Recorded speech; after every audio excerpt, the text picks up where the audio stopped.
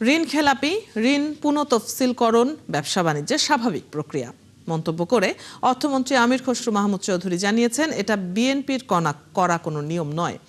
ত্রয়োদশ জাতীয় সংসদের প্রথম অধিবেশনের শেষ কার্যদিবসে বিকেলে রাষ্ট্রপতির ধন্যবাদ প্রস্তাবের ওপর আলোচনায় তিনি একথা বলেন।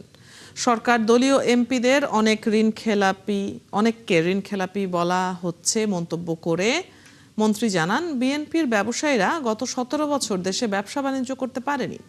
যাদের ঋণ খেলাপি বলা হচ্ছে তারা বাড়িতে থাকতে পারেননি, জেলে থাকতে হয়েছে। অর্থনীতির সব সূচক এখন তলানিতে উল্লেখ করে তা পুনরুদ্ধারে সবাইকে ঐক্যবদ্ধ হওয়ার আহ্বান জানান অর্থমন্ত্রী।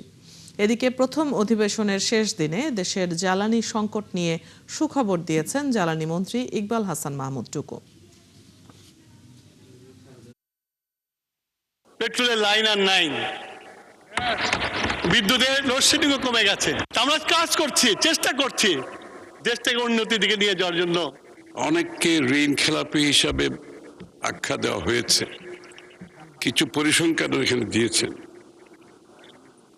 আমি আপনাদের অবগতির জন্য জানাচ্ছি,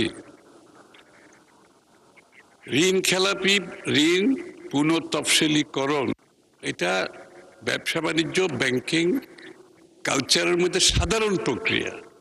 এটা বিএনপি আবিষ্কার করে নাই। যেদিন থেকে ব্যাংকিং ব্যবস্থা চালু হয়েছে বিশ্বে, সেই দিন থেকেই ঋণ তফসিলীকরণের ব্যবস্থা আছে।